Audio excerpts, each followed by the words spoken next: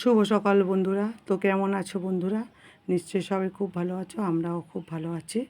আর একটি নতুন ব্লগে তোমাদের সবাই স্বাগত। দেখো সকালবেলায় উঠে পড়েছি, আর উঠে এই যে মেথি ভিজিয়ে রেখেছিলাম কালকে রাত্রিবেলা, তো মেথির জল এখন দিয়ে দিচ্ছি 1 কাপ, আমার হাজব্যান্ডকে দিচ্ছি আর আমার মেয়েকেও দেবো, যেহেতু ওরও সুগারটা ধরা পড়েছে তার জন্য, তো হাজব্যান্ড খেয়ে নিচ্ছে। আর 1 কাপ জল আমার মেয়েকে দিয়ে দিচ্ছি, মেথি ভেজানো জল।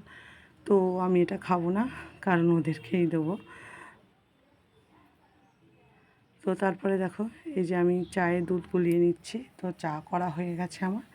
তো আমি চাটা খাবো এখন, আর হাজব্যান্ডকেও দেবো, কারণ জলটা খেয়ে নিয়েছে। জলটা খাওয়ার পর এই চাটা খাবে আর কি। তো মেয়ে চা খাবে না বললো, তার জন্য তো চাটা খেয়ে এখন কাজে লেগে পড়বো। তো আজকে বন্ধুরা তোমাদের সঙ্গে কিছু আমি শেয়ার করতে চাই বা করব, মানে আমার জীবনের কিছু কথা আর কি। আর কথা বলতে, আমার বিয়ে হয়ে গেল, বিয়ে হয়ে গেছে আজ 15 বছর হলো। তো 15 বছর আগে যেমনভাবে শুরু করেছিলাম, মানে শূন্য থেকে শুরু করেছিলাম, তো সেই একই অবস্থায় আবার শূন্যতেই এসে দাঁড়াতে হলো। তো বিয়ের পর খুবই কষ্ট, অভাব অনটন গেছে। তারপরে আমার বড় মেয়ে হয়, বড় মেয়েকে নিয়ে অনেক কষ্ট করেছি। তো কষ্ট করার পর তারপরে যখন একটু বড় হয়, তো একটু সুখের মুখ দেখেছিলাম। তো হাজব্যান্ডের কাজটাও ঠিকঠাক ছিল। তো আমার মানে মারা বিয়ে দিয়েছিল, তখন হাজব্যান্ড পেত 5,000 টাকা মাইনে পেত, ঠিক আছে, 5,000 টাকা ফিক্সড মাইনে। আর তারপরে কিছু বাড়তি করলে তো সেটা আলাদাভাবে টাকা পেত। তো এখন তো যেহেতু ম্যানেজার পোস্টে আছে, তখন কিন্তু এই পোস্টে ছিল না। পিঠে বড় ব্যাগ নিয়ে ডেলিভারি করতো, ডেলিভারি করে করে বেড়াতো, শীত গ্রীষ্ম বর্ষা 12 মাস। ও অনেক কষ্ট করেছে। তো এরকম করে করে সংসারটা চলছিল। তারপরে এই যখন পদে নিযুক্ত হলো আর কি, ম্যানেজার পদে, তখন ভাবলাম হয়তো যাকে এতদিন পর হয়তো দুঃখের অবসান ঘটলো, সুখের মুখ দেখলাম। তো না বন্ধুরা, ওটা সম্পূর্ণ আমার ভুল ধারণা ছিল, কারণ ওই সুখ বা শান্তি ক্ষণিকের জন্য স্মৃতি ছিল আর কি। তো কিছুদিন পর আবার সেই আগের অবস্থায় ফিরে ফিরে এসেছি আর কি, বা এলাম আর কি। তো শূন্য থেকে যেখানে শুরু করেছিলাম, আবার সেই শূন্যর জায়গাতেই শূন্যতেই ফিরে চলে আসলাম। তো জীবনে অনেক কষ্ট করেছি, এখনও করে যাচ্ছি, জানি না কবে সুখের মুখ দেখবো কি দেখবো না। তো এরকম করেই হয়তো একদিন চলে যেতে হবে, তাও জানি না। তো এগুলোই আর কি শেয়ার করলাম, এই কথাগুলো মাঝে মাঝে যখন বসে থাকি তখন মনে পড়ে আর কি।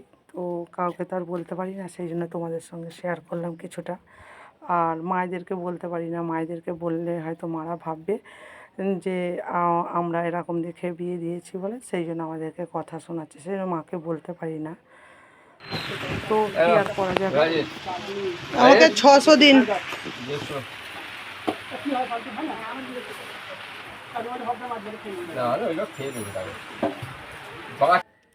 তো যাকে সেসব কথা আর কি বলবো, তোমাদেরকে বললাম, অনেক কথাই বলে ফেললাম। তো তারপরে দেখো চান টান করে সব কাজকর্ম সেরে তারপরে চান করে চলে গেছিলাম মাংস আনতে। তো ছাতা নিয়ে, বৃষ্টি পড়ছে। তো আজকে যেহেতু রবিবার আর হাজব্যান্ডের কাজের প্রেশার আছে, চাপ আছে, যেহেতু সামনে পুজো, তার জন্য সকাল সকালই বেরিয়ে গেছে। আর আমাকে বললো মাংসটা নিয়ে আসতে, তো মাংসটা নিয়ে চলে আসলাম, কারণ আজকে রবিবার যেহেতু, তো মাংসও হবে। তো তারপর দেখো এই যে চালটা মেপে নিচ্ছি, আর ভাতের জল আমি আগেই বসিয়ে দিয়েছি, তো ভাতের জল গরম হয়ে গেছে, সেখানে চালটা ধুয়ে দিচ্ছি আর কি। আর আকাশটাও আজকে লেগেছে, সকাল থেকে বৃষ্টি হচ্ছে, আর এই বৃষ্টিতে ভিজে ভিজে সব্যসাই করতে হবে। সব্যস বলতে যে চাতালে, তো সেখানে একটা গ্লাস বাটি যাই ধুতে যাই বা কিছু, সেখানে মানে বৃষ্টি পড়ছে যেহেতু ভিজে ভিজে সবটা করতে হবে। তো মাথা টাথা পুরোই ভিজে গেছে। তো যাই হোক, কী আর করা যাবে, এইভাবেই চলছে। আর এখানে আমি দেখো মাংস রান্না করব, তার জন্য আমি পেঁয়াজ আলু এগুলো সব কেটে নিচ্ছি। আর আমার বড় মেয়েও আদা রসুনটা একটু ছাড়িয়ে রেখেছিলো, আমি বলেছিলাম ছাড়িয়ে রাখতে, তো ও কিছুটা ছাড়িয়ে ছুড়িয়ে রেখেছে। তো সেগুলোই এখন মানে কেটে কুটে মিক্সিতে পেস্ট করে নেব। তো তার আগে পেঁয়াজটা কেটে নিচ্ছি, আর এদিকে আমার ভাত মোটামুটি হতেই চলেছে। ভাতটা নামিয়ে নেব, নিয়ে তারপরে তরকারি বসাবো। আজকে তেমন কিছু রান্না করব না বলতে, মাংস হলে আমাদের আর তেমন কিছু খায় না, খেতে চায় না, তার জন্য মাংসের ঝোল ভাতই করব। আর এখানে আদা রসুন নিয়ে নিয়েছি, আদা রসুন আর কাঁচা লঙ্কা। তো কাঁচা লঙ্কাগুলো ধুয়ে নিলাম, নিয়ে এখন মিক্সিতে পেস্ট করে নেব, করে নিয়ে তারপরে এই তরকারিটা বসাবো।